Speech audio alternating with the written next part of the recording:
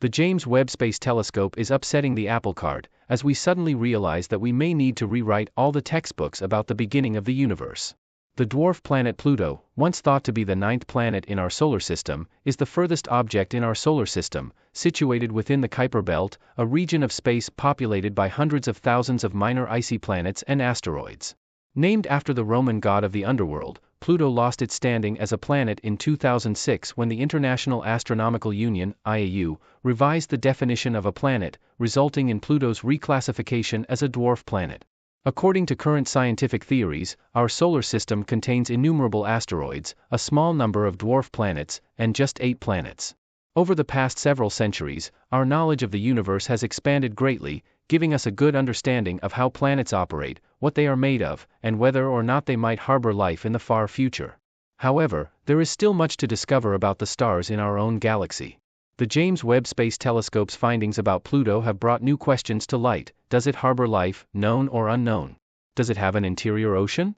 Join us as we explore the incredible mystery of what the James Webb Space Telescope discovered on Pluto that has been hidden all along. Pluto, once admired as the ninth planet for 76 years, had its quirks, like its skewed and oval orbit and the fact that it had the smallest moon in the solar system, but it was our oddball planet. Children related to it because of its small size, and many adults identified with its plight as an outcast.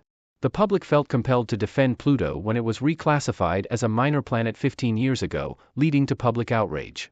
The IAU revised their definition of a planet, which required that a planet must orbit the Sun, be massive enough for its gravity to shape it into a sphere, and have cleared its orbit of debris. Pluto failed the third criterion, which led to its reclassification as a dwarf planet. The term planet has been used in a much broader sense for millennia. In the 1600s, when Galileo trained his telescope on Jupiter, people considered any large object orbiting in the sky to be a planet, including moons. When astronomers first discovered the rocky bodies we now call asteroids in the 1800s, they also referred to them as planets. Pluto was first observed in January 1930 by amateur astronomer Clyde Tombaugh using photographs obtained with a telescope at the Lowell Observatory in Flagstaff, Arizona. Tombaugh immediately reported his finding to the observatory's head, boasting, "I have found your planet X." He was referring to a hypothetical ninth planet beyond Neptune.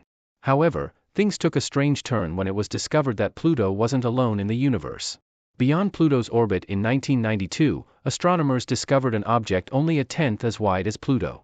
Since then, nearly 2,000 frozen bodies have been discovered in the Kuiper Belt, the coldest region of the solar system's outskirts, with potentially more to come.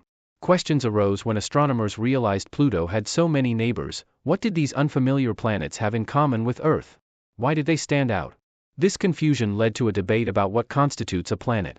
Professor Mike Brown, a planetary scientist at Caltech in Pasadena, discovered the first Kuiper Belt object larger than Pluto in 2005. Named after the television show Xena, Warrior Princess, this icy remnant, created when the Sun and planets were very young, was suggested by Brown to be the 10th planet, assuming Pluto was the 9th. However, if Xena didn't qualify as a planet, then neither did Pluto. The debate over Pluto's status reached a boiling point in 2006, culminating in a conference of the International Astronomical Union (IAU) in Prague. After extensive discussion, a revised definition of a planet was put to a vote, resulting in Pluto and Xena being classified as dwarf planets. Xena was renamed Eris, after the Greek goddess of strife, due to its role in shaking up our understanding of the solar system. Mike Brown earned the Twitter handle @PlutoKiller for his work in dethroning Pluto as a planet. Posters and textbooks were quickly updated, but many planetary scientists have not updated their methods, especially those who focus on Pluto. This might be due to sarcasm or malice on their part, but scholars like Metzger and others argue in 2 papers that there are valid reasons to reject the IAU's definition of a planet.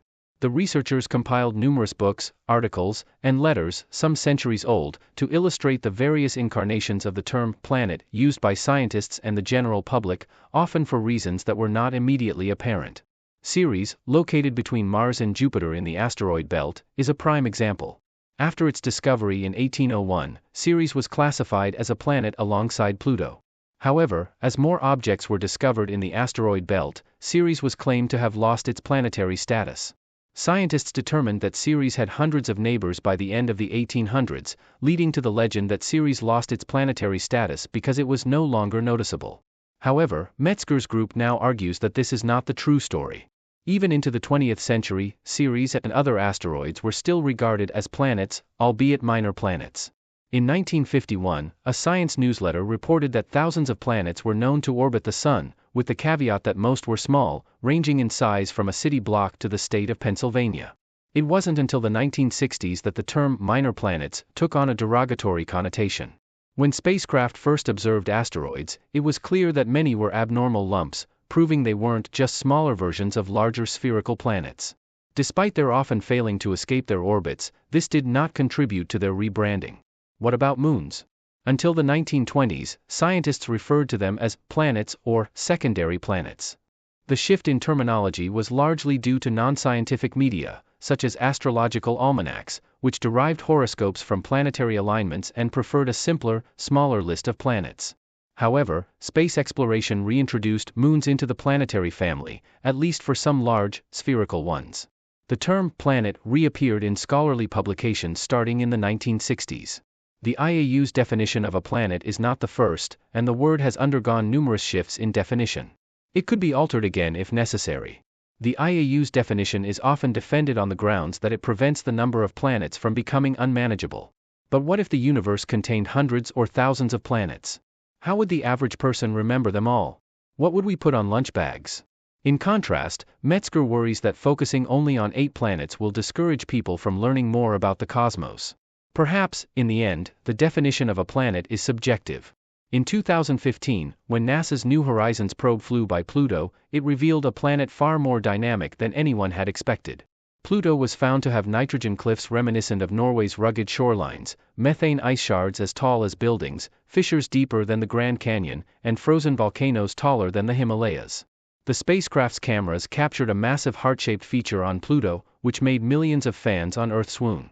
8 years have passed since that first breathless glimpse, yet scientists continue to see Pluto through fresh eyes. As New Horizons sped by Pluto at 32,300 miles per hour, it only had time to take detailed pictures of the sunlit side. But as scientists analyze these close-up images and start looking at those of Pluto's far side, the dark side, they are uncovering new mysteries. Despite the low resolution of these images, they offer details down to about a mile, far surpassing the Hubble Space Telescope's capabilities. This analysis has provided new perspectives on this dynamic world, shedding light on questions about whether an ocean lies beneath Pluto's icy crust and how compounds freeze out of the atmosphere to shape its surface. The statistics even lend credence to the idea that Pluto, despite its cold environment, could support life. However, there are still mysteries, such as the skyscraper-sized ice fragments recently discovered on Pluto's far side, which appear to be orbiting the planet.